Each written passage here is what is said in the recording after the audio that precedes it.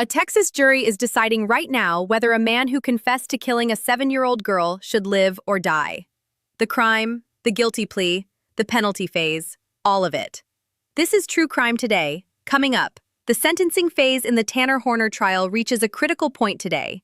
The man who killed Athena Strand has already pleaded guilty. Now a jury decides his fate. Plus, a split verdict in the murder of a New York City police detective leaves a family and a department searching for answers. And the Ashley Okland cold case takes another legal turn. Then in tonight's Deep Look, DNA solves a double murder from the 1990s.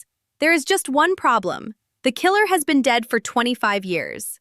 I'm Morgan Voss. This is True Crime Today. Today's episode is brought to you by Bad Guy Blend, the premium coffee, fueling justice, one sip at a time. Our lead story is the case of Athena Strand. Athena Strand was 7 years old. She was waiting for a Christmas package at her home in Wise County, Texas. On November 30th, 2022, a FedEx driver named Tanner Horner arrived at her door. Investigators say Horner backed out of the driveway and struck Athena with his delivery truck. They say he told investigators that Athena did not appear seriously hurt, but he panicked. He put her in the van, and he strangled her. Her body was found 2 days later. This week, just moments before his trial was set to begin, Tanner Horner pleaded guilty to capital murder and aggravated kidnapping. The jury that was seated to determine his guilt was instead asked to determine his punishment. Prosecutors are seeking the death penalty. As of today, that sentencing phase is still active. Jurors have heard emotional testimony from Athena's family. They have seen video from inside Horner's delivery van. They have heard from investigators who worked the case. New testimony revealed that Horner had allegedly sexually assaulted a teenager in a prior incident. Defense attorneys have argued that a death sentence is inappropriate. They say Horner has an autism diagnosis and that execution is not justified under those circumstances. The jury will decide between two options: death or life without the possibility of parole. Athena Strand's name has never left this community, and today, her family waits again. Now to our case updates. Update 1, New York City, March 2024. NYPD Detective Jonathan Diller was 31 years old. He and his partner pulled over a car in Far Rockaway, Queens.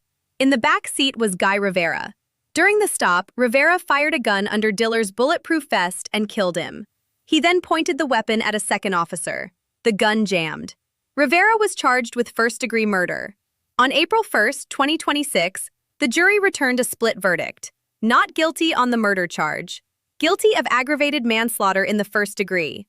Also guilty of attempted murder for pointing the gun at Sergeant Sasha Rosen, and guilty on 2 weapons counts.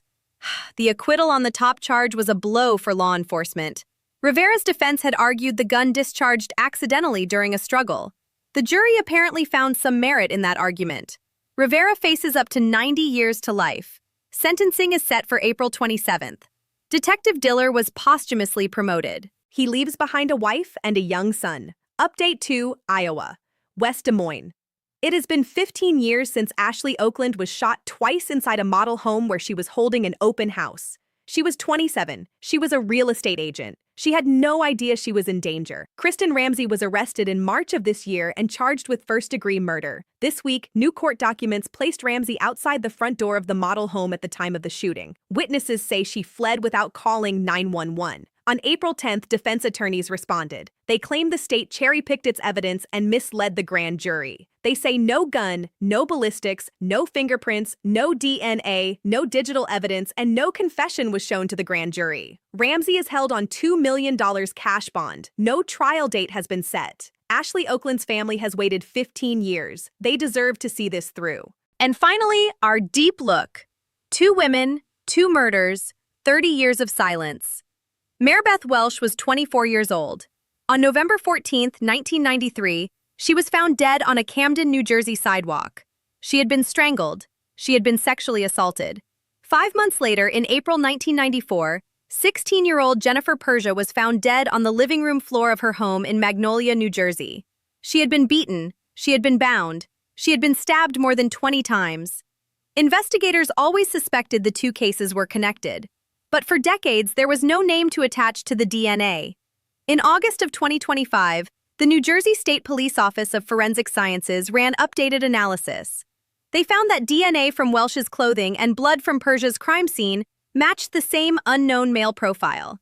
Then investigators went further. They tracked down family members of a man named Francis Schooley, a Mantua Township man who had done construction work for Jennifer Persia's stepfather, a man who had a connection to both women's worlds. Schooley's relatives submitted DNA samples voluntarily. The analysis came back as a close familial match. On April 9, 2026, Camden County prosecutors announced their conclusion. Francis T. Schooley killed both women. There will be no arrest, no trial, no conviction. Francis Schooley died in 2000. He was 39 years old. Prosecutors cannot charge a dead man, but they can say his name. They can close the file. They can call Maribeth and Jennifer victims of the same predator and give their families something they have waited 30 years to hear. That is what happened this week. The case is closed, the killer is named, and two families can finally exhale. The Tanner Horner sentencing is still in progress. We will bring you the jury's decision the moment it comes in. Guy Rivera is due back in court on April 27th for formal sentencing. And we will continue following the Ashley Okland case as it moves through the courts. That's your True Crime Today. I'm Morgan Voss. Stay informed, stay safe.